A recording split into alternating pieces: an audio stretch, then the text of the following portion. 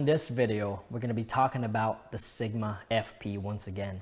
Now, if you've seen the part 1 of the Sigma FP video I did previously, you can go ahead and fast forward to around 25 minutes of this video, because I'm just going to go ahead and combine part 1 and part 2 in the same video.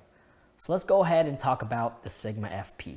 In this video, we're going to be looking at Sigma's new camera, the smallest full-frame mirrorless camera in the world right now, the Sigma FP.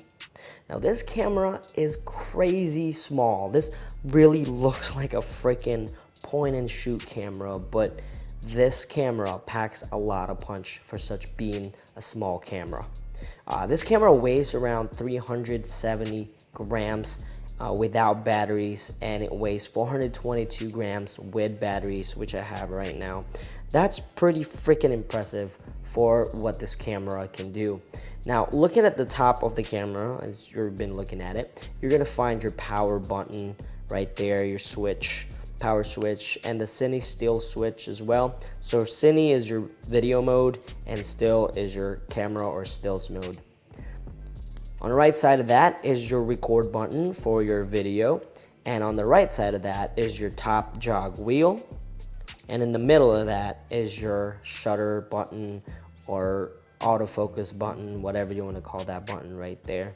So this camera has 3 mounting holes, 1/4-20s, one on the left, one on the right, and one on the bottom right here. The camera itself is made out of aluminum, which is really nice. It has that nice weight to it. It doesn't feel plasticky. It's splash proof and dust proof as well, so it is weather sealed. You're gonna notice around the camera there are holes all around it.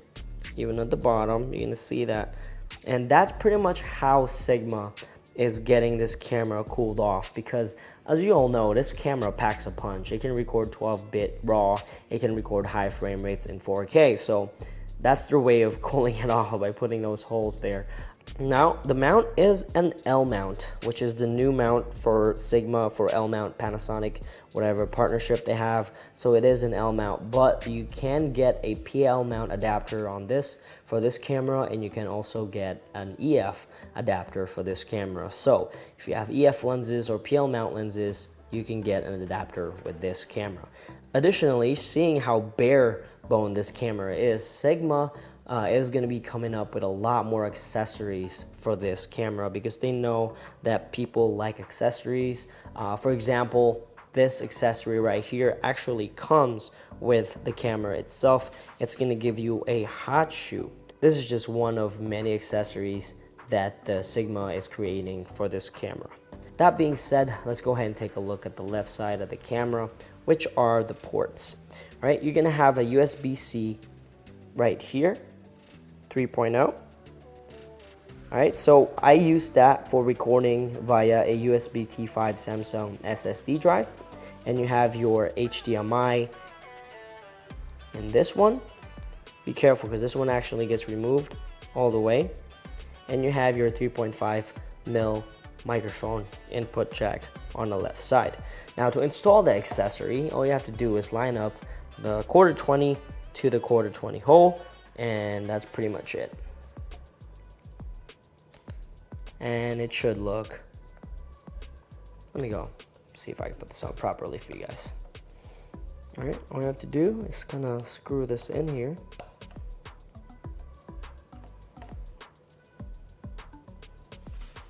And there you go. Now you have your hot shoe right there. Pretty cool. So now it's just an extended version. So I don't know if you can see this, but you can still put an HDMI cable there. So you're not losing your cable, you can still put it inside. All right, so let's go ahead and take a look at the bottom of the camera. So like I said, the bottom of the camera has a 1/4-20, and you will find the actual battery compartment on the bottom of the camera. There's the battery.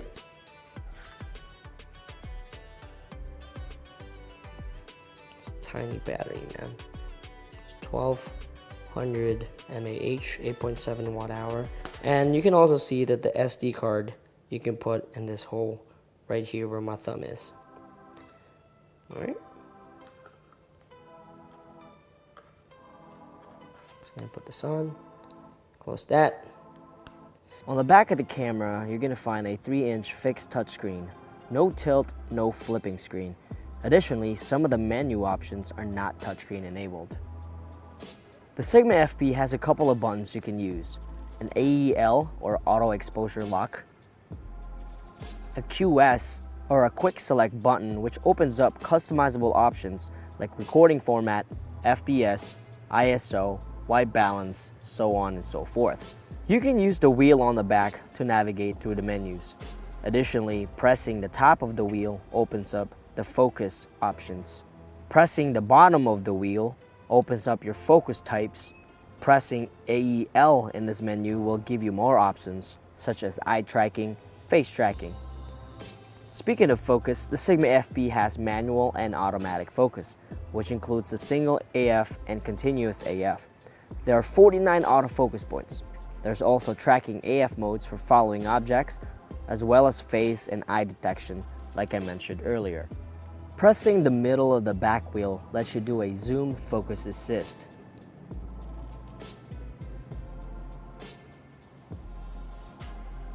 The main menu button will access your main menu options.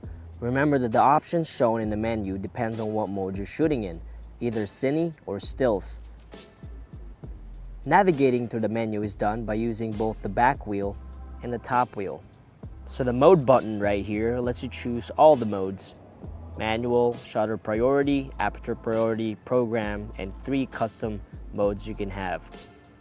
So the color button on the back of the camera lets you choose all the color profiles this camera has: standard, vivid, neutral, portrait, landscape, cinema, teal and orange, sunset, forest green, classic blue, yellow, monochrome, and standard again.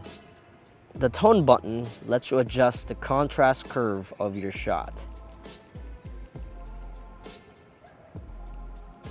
Highlight, shadow, which is kind of cool. Leave that off. The button beside the tone button is the layout button. So if I press this, you're gonna see that the gyro will pop up, some layouts like frame guides, audio meters, and waveforms are gonna start to pop up. So you click it once, twice, 3 times, and I think the 4th one is off. 1, 2, 3, no, 3rd one is off. So the button beside that is the preview button. As of December 2019, firmware 1.01, you cannot play back cinema DNG files here. So keep that in mind. You'll see that little cannot view the cinema DNG file, which sucks, but I'm pretty sure they're gonna fix that in future firmwares. Let's go back to recording menu. So what we're gonna go over now, we're gonna take a look at the recording options of the Sigma FP. Go to the menu here. Let's go to, I'm gonna use the top wheel. See here, recording settings. So if I go here in the record settings, we're gonna be able to see all the formats of the Sigma FP. So if I go to MOV, you have MOV or Cinema DNG. Now I am using a USB-C SSD drive because that's the only way you can get 12-bit out of this camera. So I have MOV All Intra or GOP. All Intra has a little bit more bit rate. The resolution, you can go Ultra HD or Full HD. The frame rates is 30 frames per second and All Intra, 4K MOV. Let's drop it down to GOP, see what you can see. Same thing. Let's go down to Full HD in MOV. Let's do All Intra. Full HD, All Intra, and you can shoot up to 120 frames per second and Full HD, All Intra. If we drop it down to GOP, you can also shoot 120 frames per second. All right, moving on to Cinema DNG. You can shoot 12-bit, like I said, via the USB-C. So you can see here I have a cable plugged in. But if you have an SD card, you can only shoot at 8-bit. So let's go ahead and start with 8-bit at 4K. Let's look at the frame rates. All right, maximum is 30 frames per second. Let's go to 8-bit Cinema DNG. full HD, 60 frames per second there for 8-bit. All right, let's go to 4K. Oh, I already went there. All right, next one, we're gonna go to 10-bit Cinema DNG. 4K, maximum is 30 frames per second. Change the resolution, maximum is 60 frames per second. 10-bit full HD, and 12-bit 4K, which what I usually shoot on. So next one is 12-bit Ultra HD 2398 is the only frame rate you can get with that. If you drop it down to full HD at 12-bit, you can get up to 60 frames per second at Cinema DNG Full HD at 59.94 using a USB-C T5 SSD drive. All right, next thing we're gonna look at is just pretty much the menu. Let's go over it. The settings that are gonna show up are gonna be determined by the mode you're in. We're in Cine right now, so you can see there. I have everything in manual. So, got ISO settings. I got it at ISO 400, but the native ISO is 100. Okay. All right, you can go metering mode, center weight, spot, you know, the usual. Use the top wheel up here to move down. Now it does have a DC Super 35 mode on. Now this is automatic if you put like a APS-C lens, but you can turn it on and off if you have a full frame. All right, so we were looking at settings with the DC crop mode on. You're gonna see that that's cutting off the bridge a little bit. That's with the crop mode on. Let's go and turn it off. I do have a full frame lens in front of it, and there you go. Okay, moving down the list, we do have recording, audio on and off. Using the top wheel here, we got white balance, standard. I usually using like neutral for these kind of cameras. Tone control, which we already talked about, and you can also do some lens compensation, which usually I turn all this off because I don't want to. Anything automatic in a camera I usually turn off. I don't like it. All right. Moving on, focus. Like I said, you can customize the focus, autofocus, manual focus. Like I showed you guys earlier, the focus area, you have multi-autofocus points. You can also do single, or you can do the, you can move the frame by pressing AEL. There you go. You can move it around. You can do single or just like an area somewhere. Right here is the face that I showed you guys earlier. If the eye is not highlighted, that means it's just face tracking. If the face and the eye are both highlighted, then it's obviously eye tracking. But this is, you got 49 autofocus points here that you can move around in, which is pretty sweet in my opinion for such a freaking small camera. All right. Let's go ahead and put that constant autofocus. I got that on right now, so it's actually, then there it is. Face auto, face only are off. I'm just gonna leave those for now. All right, let's go over to lens function setting. I have it at autofocus, okay, that's fine. Frame guides, you have some frame guides, 1.3, 185, 239, which is 2.4 ratio, which is nice. And you can use this as director's viewfinder, which, you know, it's a cheap viewfinder, I guess. That's kind of cool. But if you ever watch like a behind the scenes of any movies, you'll usually see like a DP having this little funky telescope looking thing on his neck, but that's really a viewfinder he's using. It's pretty much gonna let you see the framing and the shot without having the actual big camera around. So you're pretty mobile with it and you're still getting the frames you need. Brightness level monitor is a waveform. I mean, you can have histogram large, waveform large. So let's go ahead and histogram is fine. Waveform is fine, I like waveform better. And you can also have zebra pattern here. You can do a highlight zebra. You know, just cool. A couple exposure tools built in. All right, moving on down, the dial exposure operation. I actually had to turn this on. I'm not sure if it's default by off and on, but it was off when I got it. But basically what this does is it lets you control the aperture and the shutter speed via the wheel back here and the top here. So I had that on because I love actually changing shutter with the wheel. Let's go ahead, it's fine. Shutter button setting, record, that's the top one. Half press AF on, that's usually normal. Let's move on. For play, these are all your settings. And then just gonna keep on going. Format media in camera, which is cool. Time codes. All right, you got your shooting style, cine right now. You can change it to still here if you want. You can do some custom modes. You can customize the QS or what it does. All right, moving on. You can adjust your gyro here. It's cool. Power save, so on and so forth. Now HDMI output does let you record externally to an external monitor, which is nice. It's pretty sweet. So, you know, right there, monitoring recorded image output. It's pretty tight. All right, and you get your daytime language information from our update, and then reset the settings. And you're back in the main menu. All right, so real quick, I'm gonna go ahead and switch it over to stills so I can just kind of show you guys the menu for the stills because it is different.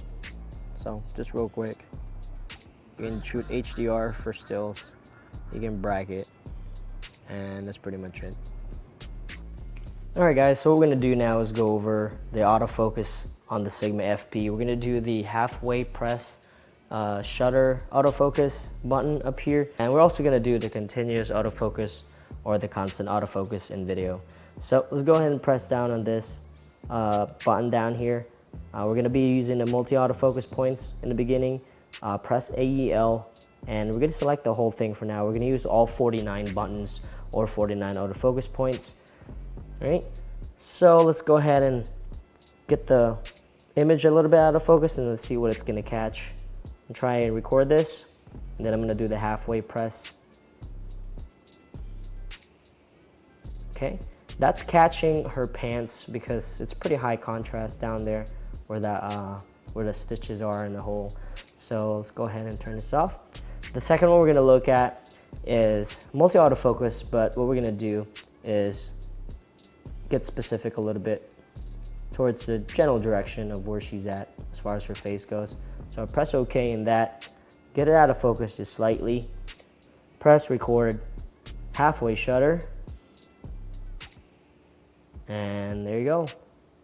Let's go ahead and try that again. Oh, I got the couch. And there you go, right on her face. I'll go ahead and stop this, and let's go ahead and zoom in by pressing the middle button. Oops.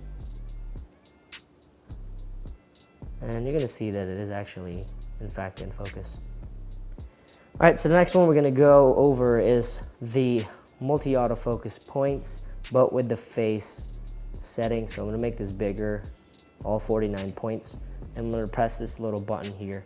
I'm gonna turn on the face tracking right here on the top right. You'll see that that's lit up. Press OK. Let's go ahead and get it out of focus real quick.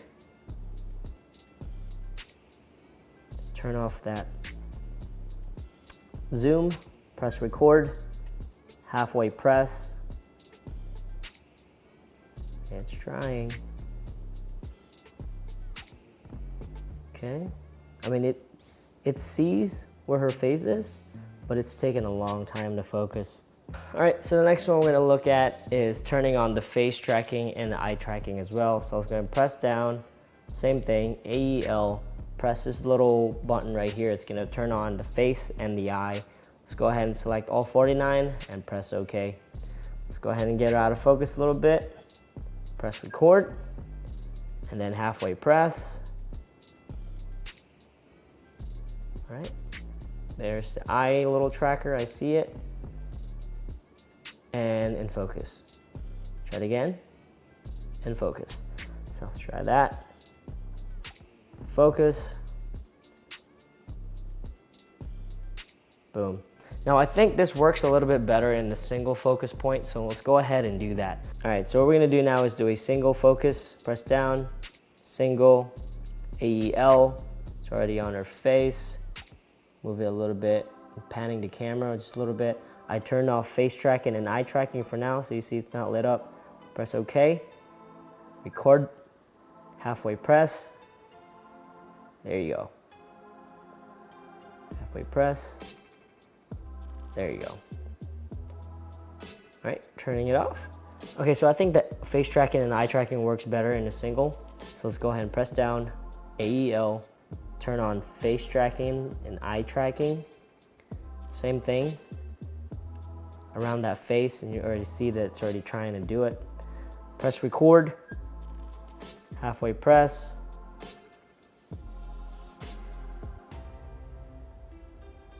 There you go.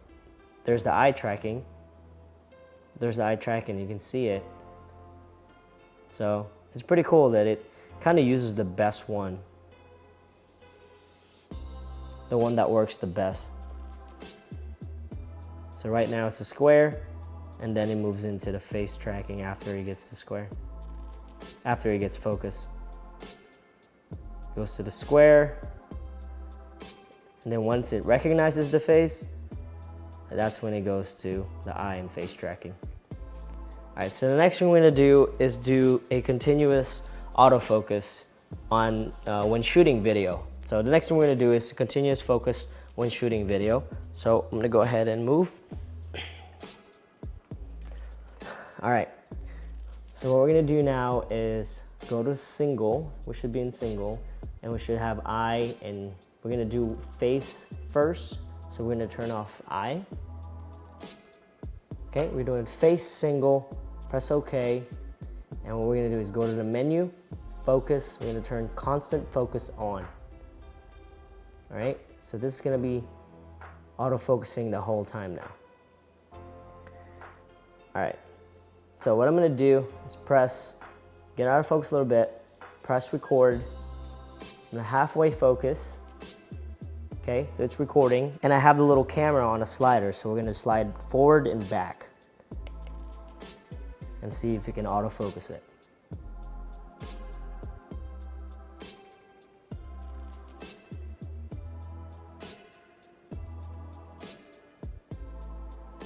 All right, now it's moving forward, and this is just face tracking with single tracking.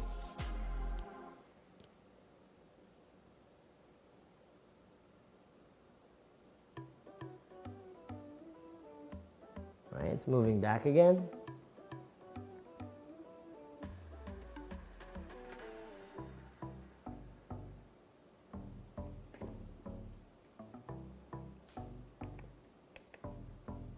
Okay, I'm gonna turn that off.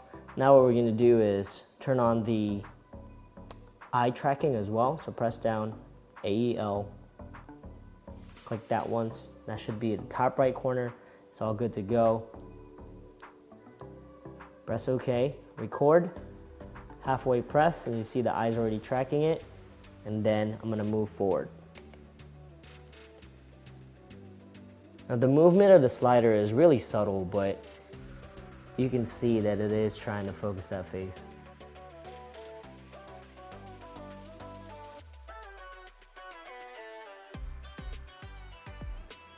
And I know a lot of people swear by autofocus in video, but for me, I honestly don't even do it, because just the fact that you can see sometimes that the autofocus is actually focus hunting.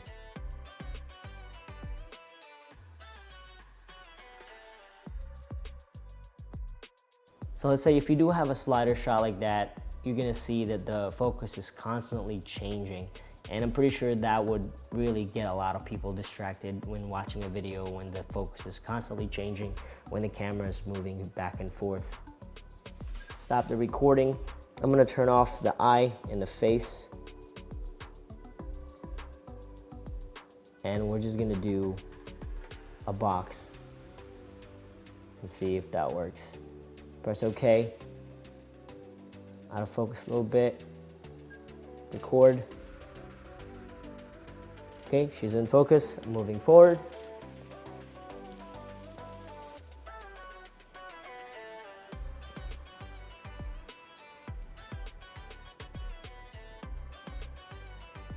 And this is just a single box with no focus on the eyes or face.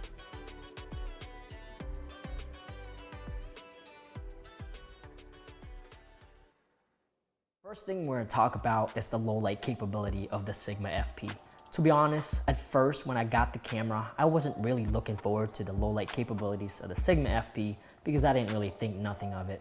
However, when using the camera outside at night, oh my goodness. I know a lot of people are going to be mad at me for saying this, but I absolutely think the Sigma FP can beat out a Sony a7 III or Sony a7S II in low light capabilities. I was absolutely stunned with the low light capabilities of this camera. You know you have a really good low light camera when you're having to stop down to 7.1 at night and you're shooting at 25,600 ISO. Sigma did a really great job with the low light capability of this little camera. Next thing we're going to talk about is dynamic range. Now Sigma claims that this camera has 12.5 stops of dynamic range. Now I obviously didn't do scientific testing, but I can safely say that it's probably around 11 to 12 stops of dynamic range, so it's pretty close to what they're claiming. The next thing we're going to talk about is highlight recovery. Now I know this camera has 12.5 stops of dynamic range, and I can actually see that in post when doing a highlight recovery. When I overexposed a shot by 4 stops, I was still able to recover some details on the footage itself, so it is higher than at least 10. So I think it is around 11 or 12 stops of dynamic range. The highlight recovery is there for you, and it is using Cinema DNG, so you can pull your highlights down in post and change your ISO in post and use highlight recovery button in post. So highlight recovery of this camera is actually pretty decent in my opinion. The next thing we're going to talk about is high frame rates or slow motion. Unfortunately, the Sigma FP only has slow motion for HD. It does not have slow motion for Ultra HD. For 4K or Ultra HD, you can only shoot up to 30 frames per second or 23.98 frames per second or 24 frames per second. So if you're looking for a 4K camera that shoots slow motion, as of end of December 2019, this camera does not shoot slow motion in any higher than HD. All right, next topic we're going to talk about are the color profiles in this camera. This camera has a lot of color profiles but one, which is log or flat profile. That kind of stinks. But right now, as of December late 2019, it does not have log. I am going to show you guys all the different profiles this camera has right now.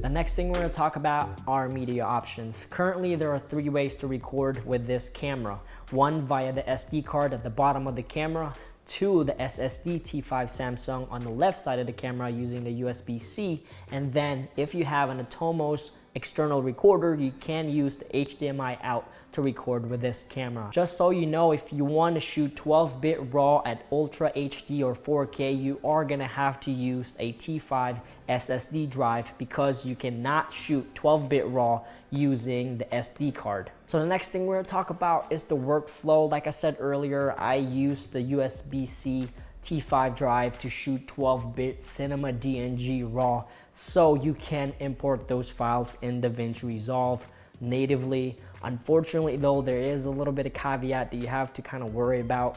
When importing the video and audio from this camera, you're gonna have to sync them manually in DaVinci Resolve because they are two different files. Now there are softwares out there that can do this for you automatically, but for me, I just synced them manually because it was easier at the time. Next thing we're going to talk about is battery life. This camera can record 12-bit HD for 1 hour and 18 minutes using the USB-C T5 Samsung drive. Now, I was not able to do Ultra HD 4K, unfortunately, because my SSD drive is only 500 gigabytes, so I was only able to shoot HD full 12-bit RAW, which the camera was able to record 1 hour and 18 minutes of. All right, the next thing we're going to talk about is rolling shutter. To be honest, I was kind of scared about the rolling shutter with this camera because, as you all know, it has electronic shutter. It does not have mechanical shutter. So I thought it was going to be prone to rolling shutter really bad, like DSLR days bad.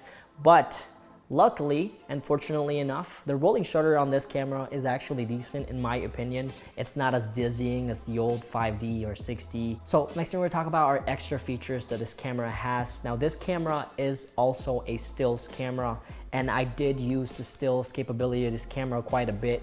And I gotta say, I'm actually pretty impressed with the stills capability of this camera. It is 24 megapixel RAW cinema DNG, so that's freaking sweet. Additionally, it has stabilization, but it is not IBIS. It's just electronic stabilization. It uses some type of magical frame mixing or something like that to keep your footage steady, but I turned that off since it wasn't really IBIS. I don't trust image stabilization at all, period. A couple of exposure tools that it has Zebra, it has waveform, and it has focus speaking, and it has focus zoom or focus assist, which is very nice in a small package. All right, so let's talk about the bad things about this camera. Some of this stuff I already talked about earlier, but the first thing is, like I said, when importing the files out of this camera, you're gonna have to manually sync the audio and video yourself. Pretty crappy, but hopefully they'll fix that in future firmware updates. So the next thing I don't like about this camera is, as of late 2019 December, you cannot preview the videos that you shoot in cinema DNG.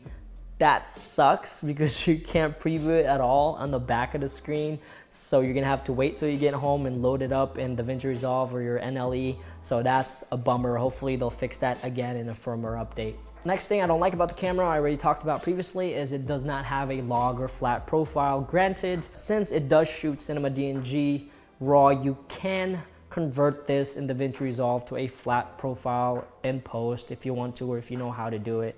But as of right now, it does not have log or flat profile out of the camera. Next thing that I don't like about it, obviously, is the 4K, no slow motion. I love slow motion, at least 48 frames per second. That's my sweet spot. So not being able to shoot 4K in 48 frames per second kind of sucks, because as you all know, everything is just better in slow motion. You have to shoot HD if you're trying to shoot some slow motion with this camera. Next thing I don't like about it is it does not have a handle. Now I have small hands, like I've said before a million times, but I can grip this pretty fine. But what if you have like bigger hands, like twice the size of mine, then you're just gonna cover the camera or something like that. Obviously you're gonna have to rig this up with a cage or something like that, so it is gonna get bigger. But for me, I mean, it works, but just to let you guys know, it does not have a handle at all. All right, next thing I don't like about this camera is the back of the screen is actually not fully touchscreen. The touchscreen capability is just some touchscreen, some menu options are touchscreen and some aren't. Sigma, if you're gonna put a touchscreen monitor on the back, go ahead and make it fully functional touchscreen, because it's annoying trying to remember which ones are touchscreen options and which ones aren't. It was kind of annoying. I ended up just using the wheels the whole entire time to kind of train my mind on going through the menus. All right, last thing I don't like about the camera, which it's just being really picky right now, guys. It just doesn't have a headphone jack. It would have been nice to have a headphone jack so you can monitor your levels with an earphone. It does have an audio meter in the back that you can use, but I always just trust having kind of like a headphone, plugging it in and actually listening to audio to make sure that nothing is clipping.